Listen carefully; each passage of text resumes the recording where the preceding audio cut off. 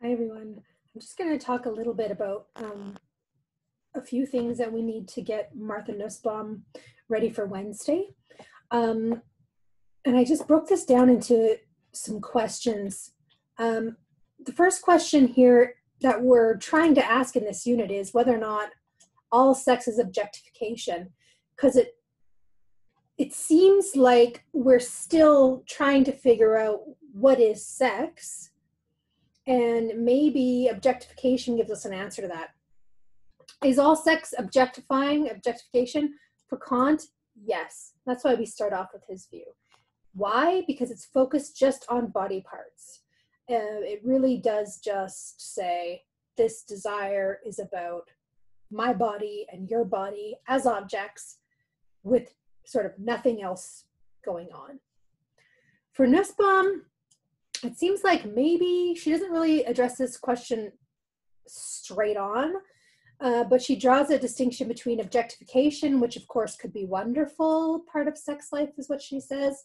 But there is this other concept that she brings up, which I want to bring up later on, which is this idea of treating someone as a thing.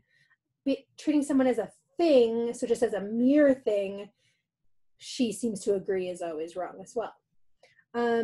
Now, one of her interlocutors, one of her conversation partners in the piece is Andrea Dworkin and Catherine McKinnon, and their answer to the question, is all sex objectification, is it is if it's heterosexual sex under patriarchy.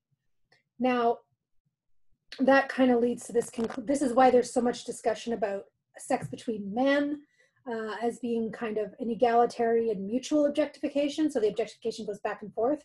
But they say that under patriarchy, a function of which is to eroticize the domination of men over women. So sex itself is constructed through this domination.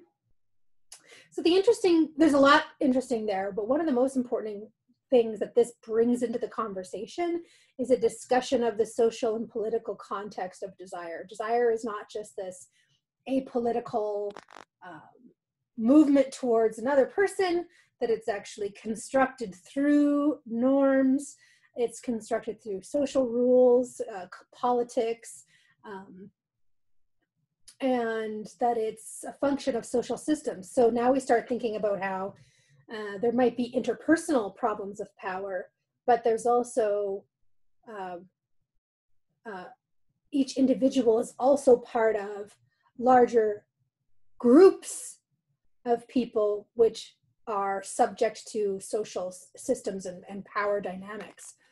Nussbaum actually seems to mostly agree, but yet she spends a lot of the article talking about exceptions. So how do we get out of this? What are some places where this isn't operating? How do we get around it? But she ends the article kind of strong by saying, we need to do a lot of work to sort of morally rehabilitate our sex desire. And for a lot of the article just kind of brushes things to the side and says, well, that's just context.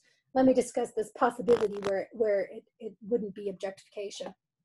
And then I thought it might be interesting to check back in with Aristophanes.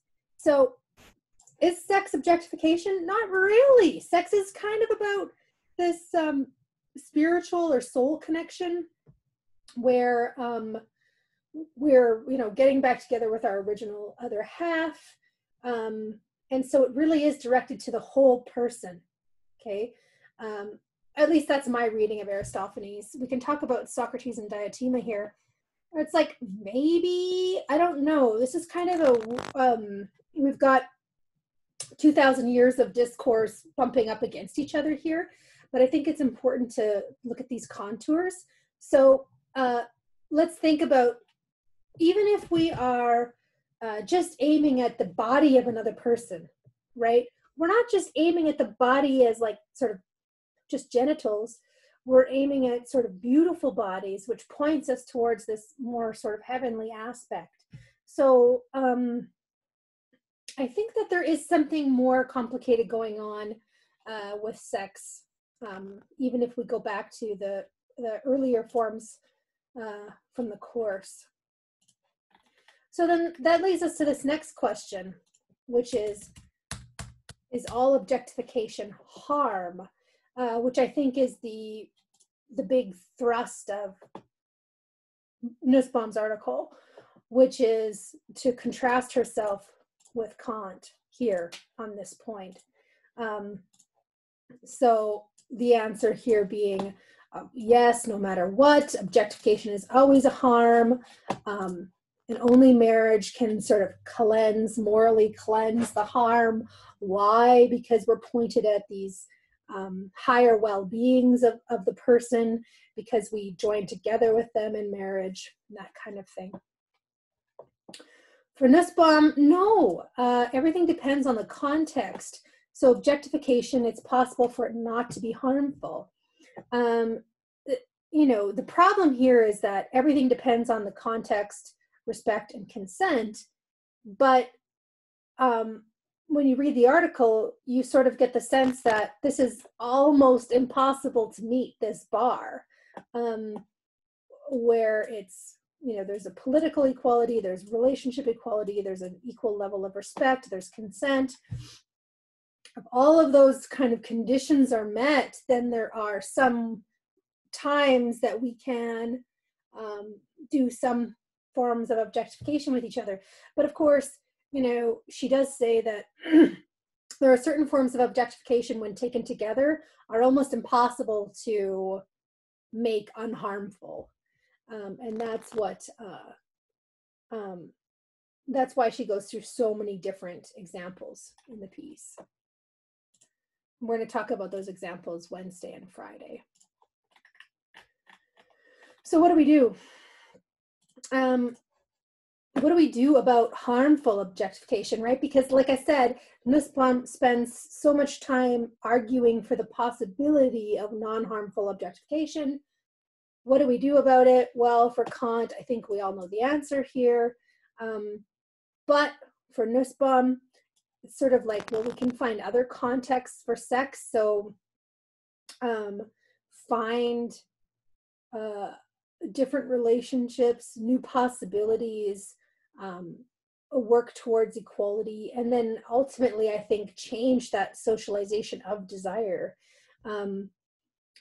change the kinds of things that we want to do when it comes to, you know, expressing our innermost urges for pleasure, or whatever you want to call it at this point.